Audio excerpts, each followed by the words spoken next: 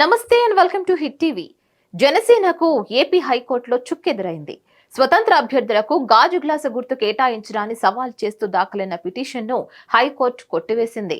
జనసేన పోటీ చేస్తున్న 2 ఎంపీ స్థానాల పరిధిలో ఉండే అసెంబ్లీ స్థానాల్లో మాత్రమే గాజు గ్లాసు గుర్తును కేటాయించడం కుదరదని హైకోర్టు స్పష్టం చేసింది. మిగతా చోట్ల స్వతంత్ర అభ్యర్థులకు గాజు గ్లాసు గుర్తును కేటాయించే హక్కు ఈసీకి ఉందని హైకోర్టు తెలిపింది. గాజు గ్లాసు సింబల్ పై జనసేన పార్టీకి ఏపీ హైకోర్టులో నిరాశ ఎదురైంది.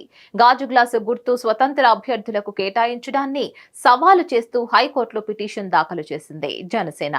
ఇక ఆ పార్టీపై వాదనలు ముగిశాయి. హైకోర్టును 24 గంటల సమయం కోరిన ఎన్నికల కమిషన్ ఈ రోజు కీలక విషయాలను వెల్లడించింది.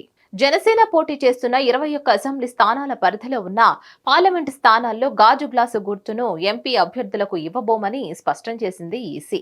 ఇక అదే విధంగా జనసేన పోటీ చేస్తున్న 2 పార్లమెంటు స్థానాల పరిధిలో పోటీ చేస్తున్న అసెంబ్లీ స్థానాల్లోనూ స్వతంత్ర అభ్యర్థులకు గాజు గ్లాసు గుర్తే కేటాయించమని ఈసీ కోర్టుకు తెలిపింది. గుర్తింపు పొందని పార్టీలు స్వతంత్ర అభ్యర్థులకు ఇలా చేస్తామని ఈసీ క్లారిటీ ఇచ్చింది. దీంతో జనసేన పార్టీ పోటీ చేస్తున్న స్థానాల్లో ఆ పార్టీకి కాస్త ఊరట లభించినట్లయింది. మిగతా స్థానాల్లో మాత్రం జనసేన ఆశలపై నీళ్లు చల్లినట్లయింది. తాము పోటీ చేసే స్థానాల్లో మాత్రమే కాకుండా మిగతా ఎంపీ, ఎమ్మెల్యే స్థానాల్లో కూడా గాజు గ్లాసు గుర్తు వేరే వారికి కేటాయించవద్దునని హైకోర్టును కోరింది జనసేన.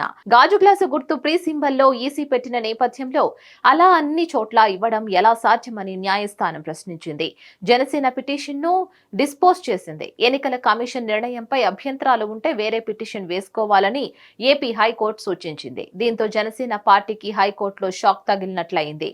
మరోవైపు నారా లోకేష్ పోటీ చేస్తున్న మంగళగిరిలోనూ ఓ అభ్యర్థికి గాజు గ్లాసు గుర్తు కేటాయించారు.